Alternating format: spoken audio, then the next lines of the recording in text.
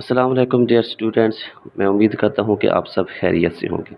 तो आज का बेटा हमारे पास जो टॉपिक है वो एरर इन द माइटोसिस। बेटा आपने पढ़ा था कि एनाफेज के दौरान क्या होता है कि जो हमारे पास क्रोमोसोम्स होते हैं ना, वो क्रोमाटिड जो है ना अलग-अलग होना शुरू हो जाए, यानी कि इक्वली उनकी क्या है बेटा डिस्ट्रीब्यूशन होना शुरू हो जाती है एनाफेज के दौरान।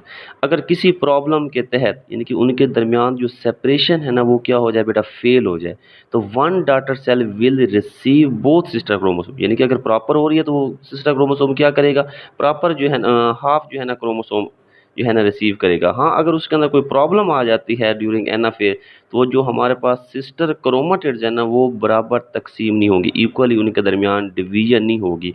तो उसमें क्या हो जाएगा बेटा, एक तरफ जो है ना क्रोमोसोम्स की तादाद जो है ना ज़्यादा हो जाएगी, दूसरी तरफ क्या हो जाएगी बेटा कम हो जाएगी।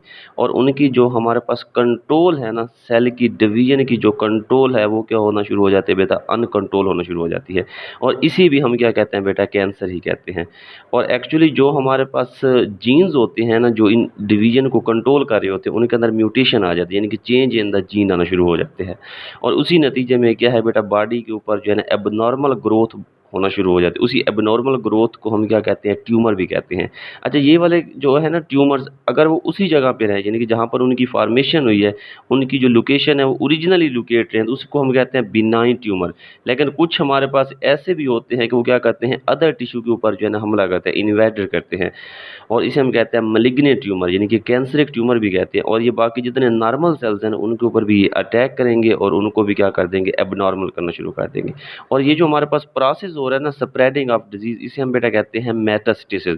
और मेटास्टेसिस क्या है कि जो हमारे पास कैंसरिक सेल्स हैं वो अदर जो हेल्दी सेल्स हैं उनके ऊपर भी क्या करते हैं बेटा, अटैक करेंगे, और जिसके नतीजे में वो क्या है जो है ना बाकी पूरी बॉडी के अंदर जो है ना कैंसर फैलना शुरू हो जाएगी। ओके बेटा, अल्लाह हाफिज़।